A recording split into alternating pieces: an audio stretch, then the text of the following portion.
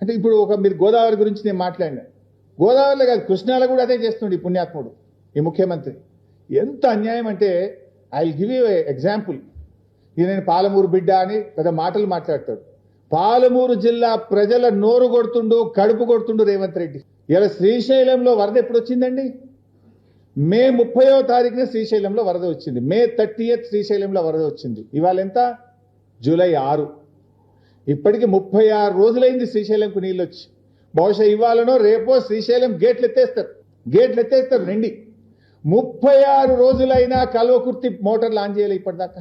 30 ఏండ్లు కల్వకుర్తి ప్రాజెక్టును నాటి తెలుగుదేశం కాంగ్రెస్ ప్రభుత్వాలు పట్టించుకోకపోతే కేసీఆర్ గారు 3,10,000 ఎకరాలకు కల్వకుర్తిలో నీళ్లు ఇచ్చారు. 3,10,000 ఎకరాలకు నీళ్లు ఇచ్చారు. 36 రోజులైంది శ్రీశైలంలో వరద వచ్చి. ఎందుకు కల్వకుర్తి మోటార్ లాంచ్ చేయరు?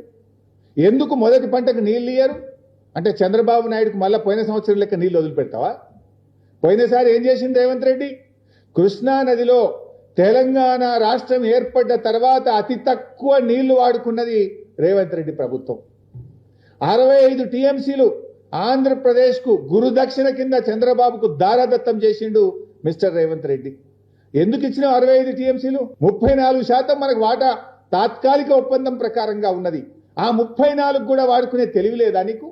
28% ఎందుకు వాడినావు? 10 ఏళ్ల బీఆర్ఎస్ హయాంలో ఏ రోజు కూడా మేము రేవంత్ రెడ్డి ప్రభుత్వం వాడినంత తక్కువ నీళ్లు వాడలేదు. రేవంత్ రెడ్డి చేతగాంతనం వల్ల, ఈ ప్రభుత్వ నేరపూరిత నిర్లక్ష్యం వల్ల తెలంగాణలో పాలమూరు జిల్లాలో క్రాప్ హాలిడే ప్రకటించి కిందికి 65 టీఎంసీల నీళ్లు అదనంగా ఆంధ్రప్రదేశ్కి ఇచ్చి గురుదక్షిణ చెల్లించుకున్నాడు రేవంత్ రెడ్డి. పోయిన సంవత్సరం అట్లా చేసినావు. ఇప్పటికైనా బుద్ధి కస్తవేమో, సోయి కస్తవేమో, తెలివి కస్తవేమో, కనీసం ఈ సంవత్సరం అన్నా నీళ్లు వాడతావేమో. అంటే ఇలా శ్రీశైలంకు వరద వచ్చి 36 రోజులైనా కూడా కల్వకుర్తి మోటార్లు ఎందుకు ఆన్ చేయలేదు?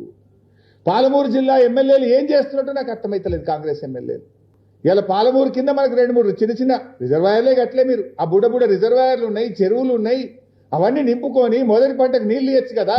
రైతులకు ఈ పంటకు నీళ్లు ఇస్తామని అనౌన్స్ చేసేస్తే నాట్లు పోసుకుంటారు, విత్తనాలు వేసుకుంటారు, మొదటి బ్రహ్మాండంగా 3,10,000 ఎకరాల్లో పంట పండుతుంది కదా.